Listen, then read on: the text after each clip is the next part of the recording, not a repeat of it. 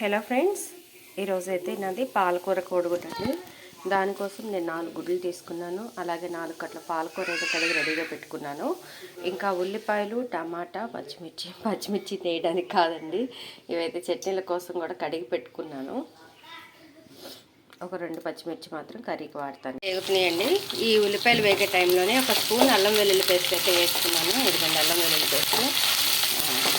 కొంచెం క్యారేజ్లో హడావిడైతే ఉంది, అందువల్ల అంత ప్రాపర్గా వీడియో అయితే తెలియకపోతున్నాను.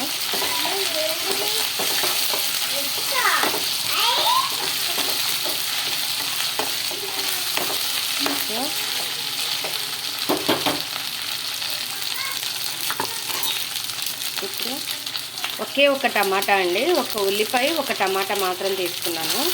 ఈ టమాటా కూడా పూర్తిగా వేగనిచ్చేద్దాము. ఈ టైంలోనే కొంచెం పసుపు, కారం కూడా నేను ఇందులోనే వేయించేసుకుంటున్నాను.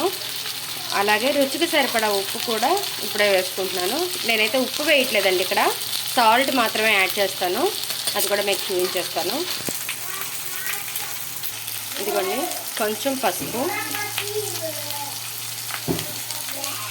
రుచికి సరిపడా సాల్ట్ అయితే నేను యాడ్ చేస్తున్నాను.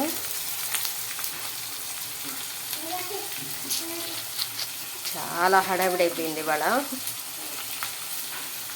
చేస్తూనే ఆపేసి కట్టేసి వెళ్ళి మా అమ్మాయి జల్లేసాను అనమాట, టైం అయిపోతుందని. ఆకుకూరగా త్వరగా ఉడికిపోద్దులే అనుకుంటే ఇంకా లేట్ అయిపోయింది.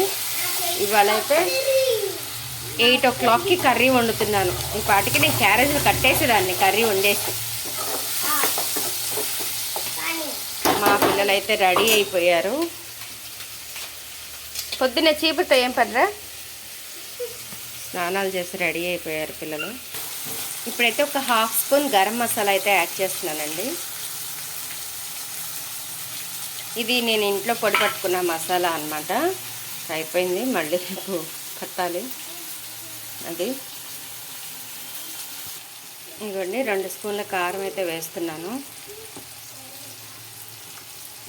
కోడిగుడ్డు వేస్తున్నాం కదండి, నీచు వాసన రాకుండా ఉండాలి అంటే కొంచెం కారం కూడా ఉండాలి, ఓకేనా. అందులో క్యారేజీలు కడతాం కదా, చప్పబడిపోద్ది, అందుకని కొంచెం కారం ఉంటేనే టేస్ట్ ఉంటుంది. కారం అయితే నూనెలో ఉడుకుతుంది. చాలా లేట్ అయిపోయింది ఇవాళ. అలాగే ఇప్పుడు ఒక చిటికెడు జీలకర్ర పొడి, కొంచెం ధనియాల పొడి వేస్తాను, చూపిస్తాను. ఇదిగోండి, కొంచెం జీలకర్ర పొడి. డాడీ డ్యూటీకి వెళ్ళిపోతున్న, గడ్డి తింటావా ఇంట్లో కూర్చొని. 1/2 స్పూన్ అయితే ధనియాల పొడి వేస్తున్నాను. ఈ మసాలాలన్నీ వేగిపోయినాయి కదండి. ఇప్పుడు ఫైనల్గా ఎగ్స్ అయితే యాడ్ చేసేసుకుందాం. గుడ్లు అయితే వేసానండి. ఈ గుడ్లు వేసిన తర్వాత ఒకేసారి కలిపేయకుండా ఒక 5 minutes పాటు మూత అయితే అలా పెట్టేసి ఉంచేయండి. 5 minutes అయితే అయిపోయిందండి. గుడ్లు కొంచెం ఉడికినాయి కదా, సో ఇప్పుడు కలుపుకుందాము.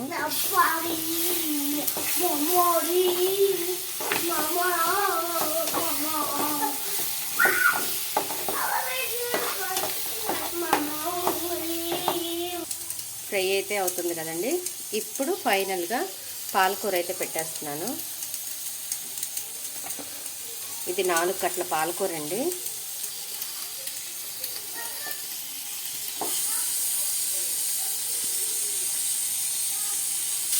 పాలకూర అయితే పెట్టేసాం కదండి. ఇప్పుడు ఒకసారి కలిపేసుకుందాం. ఆకుకూర కలుపుకున్నాం కదండి. ఇప్పుడు చక్కగా లో ఫ్లేమ్లో ఒక 10 నిమిషాల పాటు కూరనైతే ఉడకనిచ్చేద్దాము. చూసారా, పక్కన మా పిల్లలకి మొక్కజొన్న కండెలు కూడా ఉడికిపోతున్నాయి క్యారేజీ కోసం స్నాక్స్ టైంకి. 10 నిమిషాలు అయితే అయిపోతుందండి. కర్రీ ఎలా ఉందో చూద్దాం.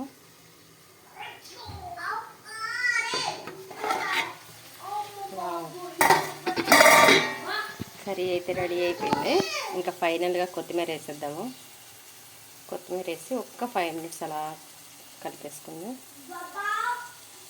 క్యారేజీలు పెట్టేసుకోవడం. ఇంకా స్కూల్కి రెడీ అయ్యి ఎక్కడ కూర్చున్నారో, పాలు తాగడానికి పడే తిప్పలు అవన్నీ. ఎరా పాలు తాగావా?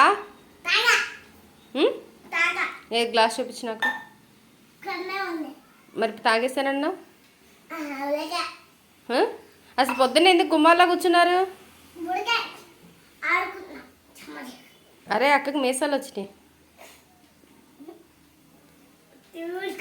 సరే కూర్చోమ్మా.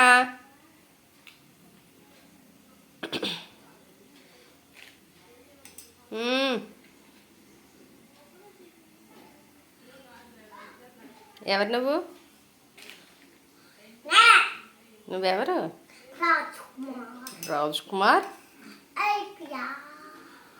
ఖుషి నువ్వు? నువ్వు నువ్వు ఏంటి? అటు రాజ్ కుమార్ ఐపీఎస్ అంట. మరి నువ్వు? డాక్టర్ కారుణ్యలత. ఇటు చూసి చెప్పు. ఏం చెప్పు గట్టిగా. ఓ సూపర్. రాజ్ కుమార్ ఐపీఎస్. చేయలా సెల్యూట్ మరి మా ప్రేక్షకులకి. సరిగ్గా చేయాలి, అట కూర్చొని కాదు. గవగవ తాగండి, పాలు తాగండి, ఆరిపోతాయి. కలిపి తాగాలి.